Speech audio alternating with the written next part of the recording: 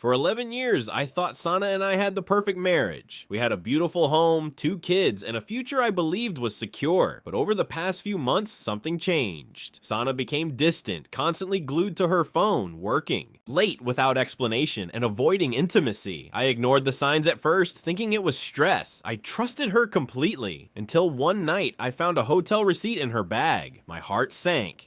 The date, time, and location lined up perfectly with one of her so-called office meetings. That was the moment my world cracked. I needed the truth, so I hired a private investigator. Within a week, my worst fears were confirmed. Sana had been having an affair with her coworker, a deal for over 6 months. Photos, texts, locations, I had it all, but I stayed calm and didn't confront her immediately. I wanted to see how far she'd go. 2 days later, she came home and casually announced, "I think we should divorce. I'm not happy anymore." No guilt, no apology, just coldness. That night, she even bragged to Zara, her best friend, that a deal was worth the risk. Stayed silent. For now. A week later, I received a legal notice from Sana's lawyer demanding divorce, alimony, and full custody of our kids. I sat there holding the papers, stunned by her audacity. Not only did she cheat, but she expected me to pay for her new life. My blood boiled, but I knew anger wouldn't win this war. I contacted one of the best family lawyers in the city and handed him everything. The investigation report, text, photos, and financial records. "We won't just fight back," he said calmly. "We'll destroy their entire case."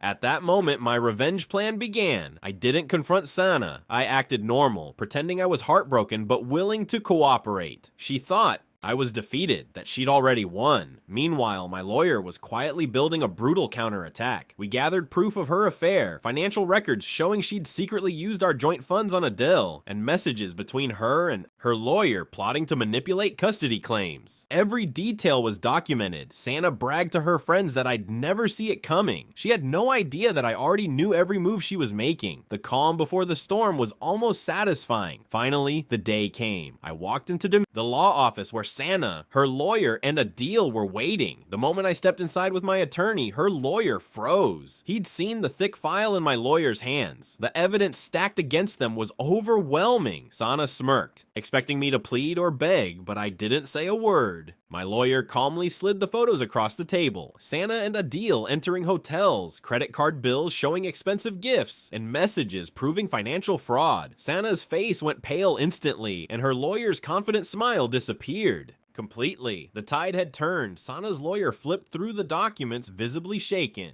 "Sana, you didn't tell me about any of this," he muttered, his voice cracking. Sana stammered, trying to explain, but the evidence spoke louder than her lies. My lawyer leaned forward and said coldly, "We're filing for full custody, 0 alimony and financial damages. If you want this to stay out of criminal court, settle today."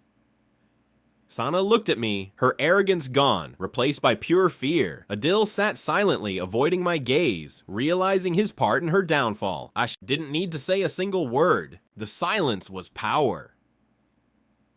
Sana broke down, crying, "I never wanted it to get this far. I thought you wouldn't fight back." Her lawyer tried to calm her, but I stayed silent, letting her drown in her own guilt. She confessed that Zara had pushed her into the affair, claiming life is too short to settle.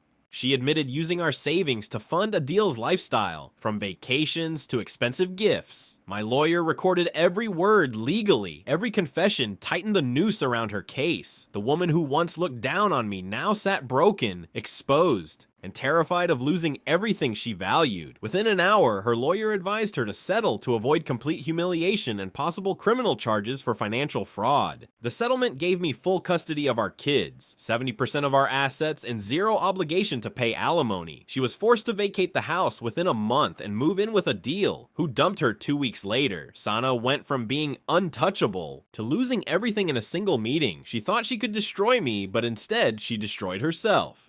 I walked out of that office with my head held high, feeling victorious and free. It took months, but life became peaceful again. I focused on my kids, my work, and my happiness. Friends who once doubted me now admired my composure and strength. Sana occasionally tried to contact me, begging for forgiveness, but I blocked every number. I later learned Adil left her for another woman, and Zara abandoned her completely. Karma had worked perfectly, but it wasn't karma, it was calculated. Justice. My children know the truth and they respect me for standing strong. What Santa thought would break me only made me stronger than ever before. Looking back, I realized something powerful. Betrayal isn't the end. It's the beginning of transformation. Sana believed she held all the power, but the moment she underestimated me, she lost everything. Sometimes silence is the loudest revenge. Sometimes patience destroys your enemies better than anger ever could. I didn't have to scream, argue, or beg. I simply showed up prepared and won. Sana's betrayal taught me my greatest lesson.